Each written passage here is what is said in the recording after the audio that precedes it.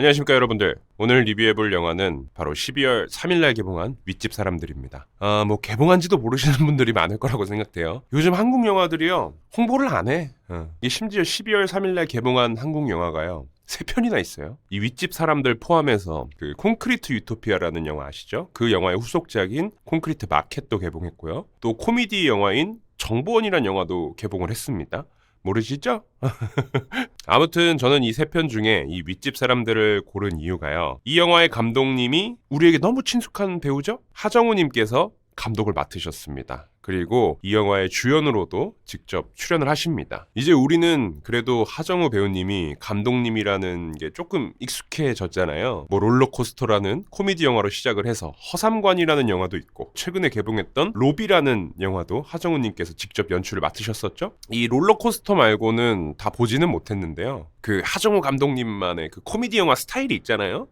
롤러코스터 하면 그 희대의 명장면 촥 제가 의사입니다. 어디요? 누구예요? 어디요? 여기에요? 그 장면? 아무튼 그런 하정우님께서 이번 윗집 사람들이라는 영화를 직접 연출을 맡으셨고 하정우님 말고도 공효진님 그리고 이한희님, 김동욱님께서 주연으로 출연을 하십니다. 배우진은 막 되게 훌륭하죠?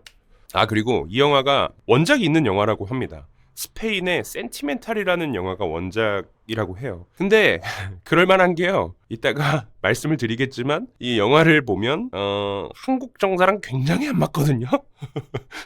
이 토종 한국인인 네이티브 코리안인 이 하정우님이 이런 스토리를 생각하셨다? 쉽지 않아. 원작을 그대로 쓰시지는 않았겠지만 각색을 많이 하셨겠지만 한국에서는 절대 쉽지 않은 내용이다. 그럼 도대체 이 영화가 어떤 내용이냐? 영화의 초반부 내용을 간략하게 얘기를 조금 해드리면 일단 여기 나오는 등장인물들은요. 같은 아파트, 같은 동에 살고 있는 사람들입니다. 이 7층에는 정아, 현수 부부가 살고 있는데 아내 정아 역할은 공효진 님이 맡으셨고요. 그녀의 남편인 현수 역할에는 김동욱 배우님이 맡으셨습니다.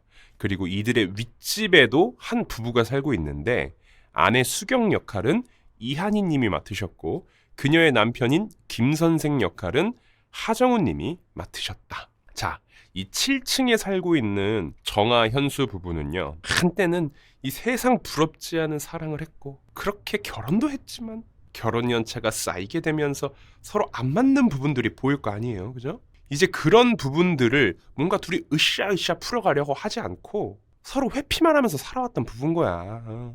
그래서 막 사이가 막 안 좋은 것도 아닌데 좋은 건 전혀 없는. 그러니까 한마디로 되게 건조해. 이 부부 관계에 촉촉함이 없어. 촉촉함이. 이 영화에 나오는 표현이지만 서로 진액이 흐르지 않아. 이 부부는 이 끈적한 진액이 흐르지 못해 서로. 이제 방도 각방을 쓴 지가 오래됐고 말하는 것도 서로 다정하게 말하는 건 전혀 없는 서로에게 항상 날이 서 있는 말투랄까요? 이런 거 있잖아요. 내 방 치웠어? 좀 치우고 살아. 내 방 안 치우는 게 날 도와주는 거다. 이런 식인 거죠. 그런 정아 현수 부부의 윗집에 이제 김 선생과 수경 부부가 이사를 오게 되는데요. 이 부부는 거의 매일 밤 정해진 시각 집이 부서져라 그냥 그냥 사랑을 나누는 거야. 그냥 메이크업에 해제 끼는 거죠. 막 아랫집이 울릴 정도로 막 아랫집 전기가 깜빡이고 막 집이 흔들려서 전구가 나가버릴 정도로 그냥. 그리고 소리가 무슨 사람 잡는 소리가 나는 거야. 그냥 매일같이. 이건 집에서 실내에서 날 수 있는 소리가 아니야. 무슨 야생 세렝게티에서 나는 소리가 나는 거야 매일 밤. 황소 소리가 실제로 나 집에서.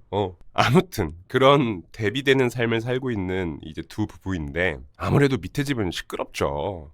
이게 시끄러운 수준이 아니라 우리 집 전구가 깨지면 이건 자연재해 수준으로 사랑을 해버리는 거잖아. 그래서 이 밑에 집에 살고 있는 이 현수가 벼르고 있는 거예요. 언제 한번 내가 가서 잡돌이 한번 뒤엎어야겠다. 이건 공동생활 공간에서 정말 몰상식한 행동이다 이거야. 근데 그러던 어느 날 이 현수의 아내 정아는 1년의 이유로 윗집을 저녁 식사에 초대하게 돼요. 그러니까 남편 현수는 윗집 사람들이 우리 집에 온다는 게 너무 싫지. 근데 생각해보니까 아니지. 옳다쿠나. 이건 기회다 이거야. 저녁 먹으면서 윗집 야스 단속 좀 해야겠다. 야스 단속반 출동이다 이거야. 기강 한번 잡아야겠다 이거야. 그 황소 소리 내가 뜯어 고친다 이거지. 그렇게 그날 윗집이 저녁 식사 자리에 참석하게 되고 이제 이런저런 이야기를 나누면서 분위기를 풀어가는데 윗집 애들이 뭔가 이상해. 눈빛이. 얘네들이 뭔가 원하는 게 있어 보여. 자꾸 행동하는 게. 그러면서 윗집이 하는 얘기가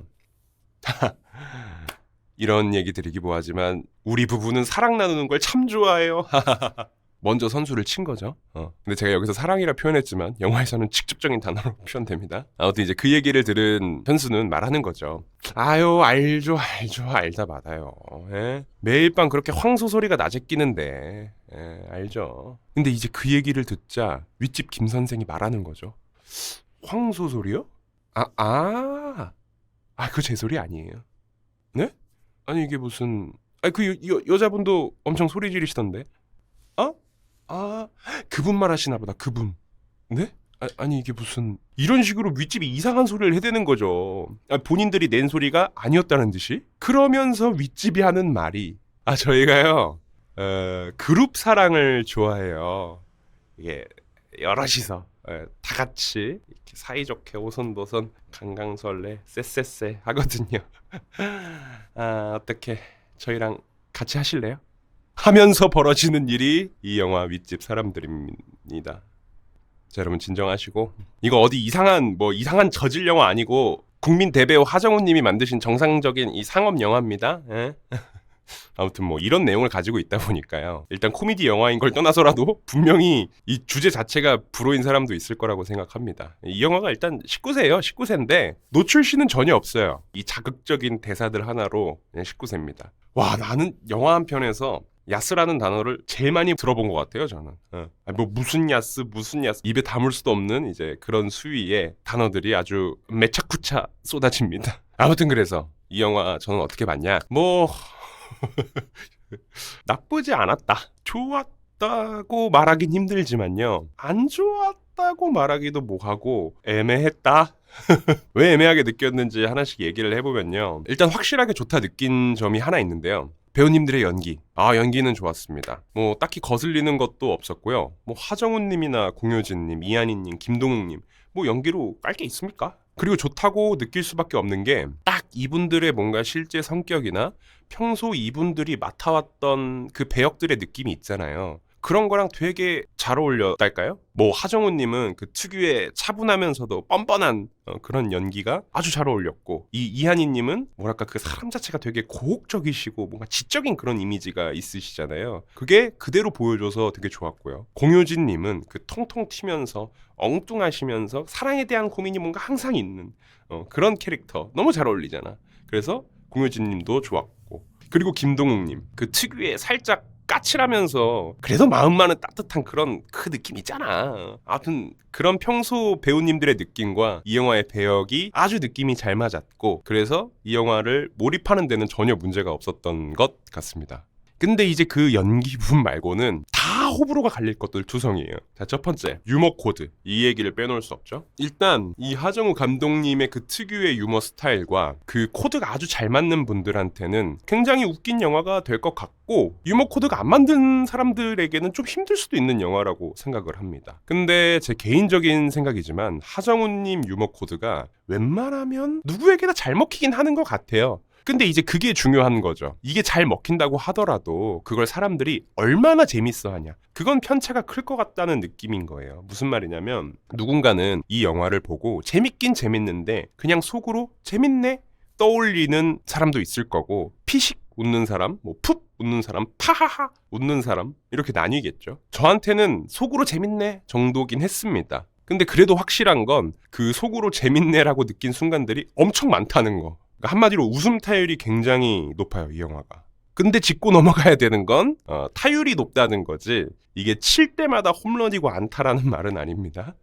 오히려 홈런이나 안타는 잘 없어요, 이 영화는. 그냥 그 잔잔바리로, 그 뭔지 알지?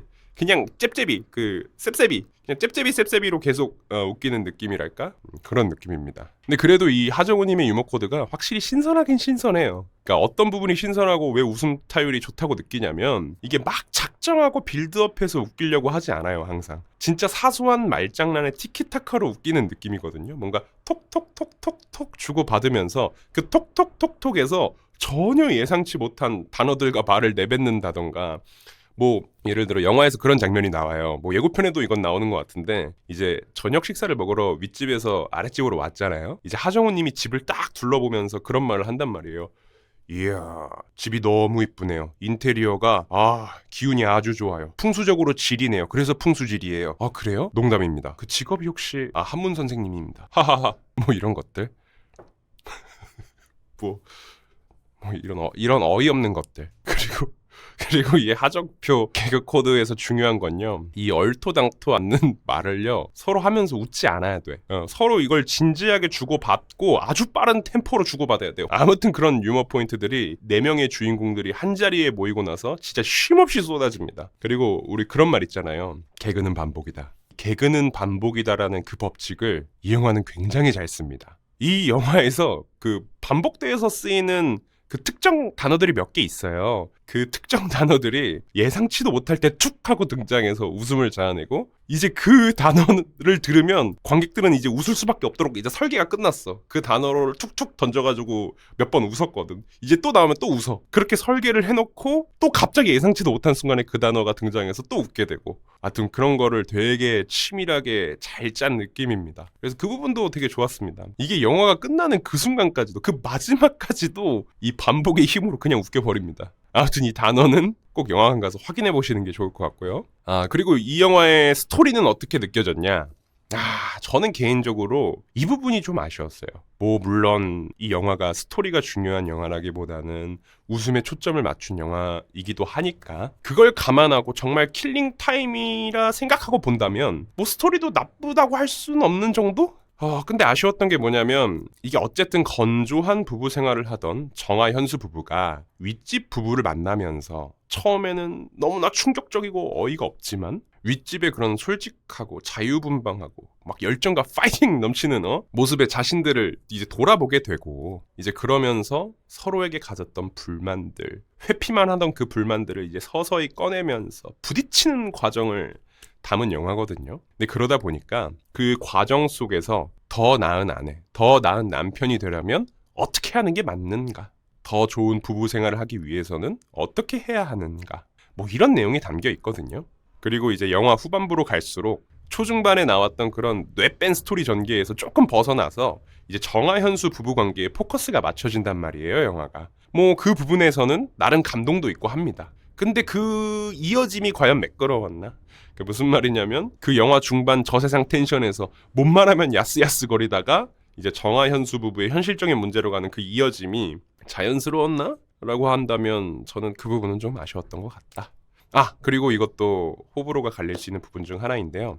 이 영화가요, 다른 등장인물들은 거의 나오지 않습니다. 뭐 나오긴 나와도 거의 스치듯 나오거나 카메오로 잠깐 나오는 게 다고, 그리고 영화에 나오는 공간이 현수 정한의 집, 현수 정한의 복도, 딱 이 두 공간이 끝입니다. 뭐 영화 초반에는 정아가 일하는 곳이 한 1분 정도 나오나? 근데 그거 말고는요, 영화가 끝날 때까지 현수 정한의 집에서 한순간도 벗어나지 않습니다. 뭐 어떻게 보면 연극 공연을 보는 듯한 느낌도 들겠죠?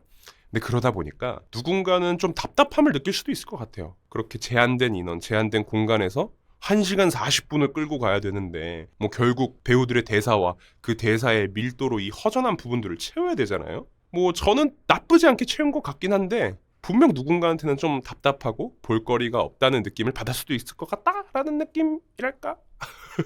아무튼 그나마 볼거리로 말하자면 방금 얘기했듯이 카메오로 나오시는 분들이 몇 분 있는데요. 이분이 나와? 싶은 분들이 몇 분 나옵니다. 그리고 그분들이 나오실 때마다 재미를 챙겨주시고 퇴장하세요. 그분도 매력적이지 않나 생각합니다. 자, 그래서 이 윗집 사람들의 점수 몇 점이냐? 냉정해야죠. 저는 체리 2개 주도록 하겠습니다. 2개 반. 2개 반 주겠습니다. 아니 근데 또 생각해보니까 커플이나 부부가 가서 본다면 저보다는 훨씬 재밌게 보고 오지 않을까. 그러고 보니까 제가 심야 영화로 혼자 보고 왔는데 리클라이너관에서 이게 저 포함 영화관에 7명 있었어요. 왜 홀수일까요? 커플 셋에 저 하나였으니까. 영화 보면서 나만 안 웃었던 것 같은데. 아무튼 이 영화는 커플이나 부부끼리 본다면 막 서로 웃으면서 까르르 까르르, 아 뭐야 부끄러워 까르르 까르르, 우리도 서로 잘해주자 까르르 까르르 하시면서 뭐 조금의 감동도 느끼시면서 킬링 타임용으로 잘 보고 나오시던지 말던지요. 그렇든 농담이고요. 오늘도 제 영상 봐주셔서 너무 감사드리고요. 다음에 또 재미난 영화 리뷰로 찾아오도록 하겠습니다. 안녕.